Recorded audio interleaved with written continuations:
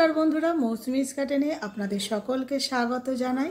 और आज के आमी पेঁয়াজের बीज थेके तैरी करब पेঁয়াজ गाछेर चारा। खूब सहजेई किन्तु एई बीज थेके चारा तैरी करा जाय। आपनारा जे कोनो बीजेर दोकाने किन्तु एई पेঁয়াজের बीज पेये जाबेन और सेटाके किभाबे ग्रो करबेन एई भिडियोर माध्यमे समस्तटाई आपनादेर संगे शेयर करछि। पेঁয়াজের बीजके कखनोई डायरेक्ट माटिते दिये ग्रो करबेन ना। এই বীজগুলোকে আপনারা এইভাবে জার্মিনেট করে নেবেন। এই ট্রের মধ্যে আমি গোবর সার আর ধানের খোসা দিয়ে একটা মাটি তৈরি করে নিয়েছি এবং মাটিটা ভিজিয়ে নিয়েছি। তার উপরে এই পেঁয়াজের বীজগুলো এইভাবে ছড়িয়ে দিচ্ছি। আর পেঁয়াজের বীজগুলো ছড়িয়ে দেওয়ার পরে এই বীজগুলোর উপরে অল্প মাটি এইভাবে হালকা ছড়িয়ে দিচ্ছি। কিছুদিন পর প্রায় 4 থেকে 5 দিন পর দেখবেন পেঁয়াজের বীজগুলো কিন্তু এইভাবে জার্মিনেট হয়ে গেছে। একেবারে সাদা সাদা দেখতে পাচ্ছে পেঁয়াজের বীজগুলো জার্মিনেট হয়ে এইভাবে অঙ্কুর বেরিয়ে এসেছে। আর এখন এটা মাটিতে দিয়ে গ্রো করার জন্য একেবারে উপযুক্ত।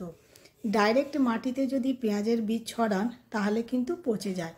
আর এইভাবে জার্মিনেট করে বীজগুলো ছড়াবেন, দেখবেন প্রত্যেকটা বীজ কিন্তু আপনার গ্রো করছে। আর এখন আমি এই বীজগুলোকে মাটিতে দিয়ে গ্রো করব। কিভাবে মাটিতে দেব সেটাও এই ভিডিওর মাধ্যমে আপনারা দেখুন। বন্ধুরা, এই ট্রের মধ্যে যে বীজগুলো আমি জার্মিনেট করেছি এখন এই পাত্রের মধ্যে ঢেলে নিচ্ছি। আর এখন এটা মাটিতে আমি ছড়িয়ে নেব।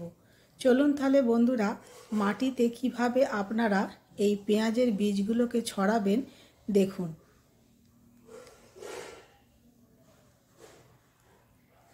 এখানে আমি প্রায় 2 ট্রে মতো পেঁয়াজের বীজ জার্মিনেট করে নিয়েছিলাম।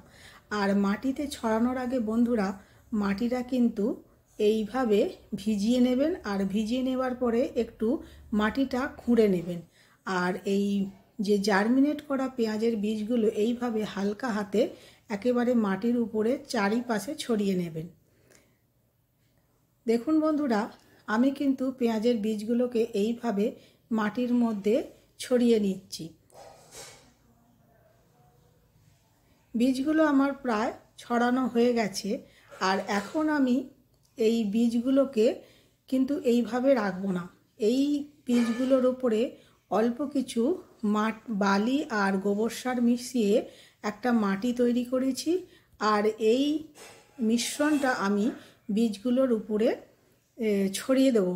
কারণ এই বীজগুলো যদি এইভাবে খোলা অবস্থায় থাকে খুব তাড়াতাড়ি ড্রাই হয়ে যাবে আর কিন্তু প্রত্যেকটা জার্মিনেট হওয়া বীজ কিন্তু নষ্ট হয়ে যাবে। এই ছোট ছোট টিপস কিন্তু আপনাকে ফলো করতেই হবে, কারণ এই বীজগুলো কিন্তু এখন একেবারেই ছোট। আর এইভাবে ছড়িয়ে দেওয়ার পর দেখুন বন্ধুরা, 5 থেকে 7 দিনের মধ্যে বীজগুলো কিভাবে গ্রো করতে শুরু করেছে। এইভাবে আপনারাও কিন্তু পেঁয়াজের বীজ থেকে চারা তৈরি করবেন। আশা করি ভিডিওটি ভালো লেগেছে। ভিডিওটি দেখার জন্য সকলকে ধন্যবাদ জানাই। নমস্কার।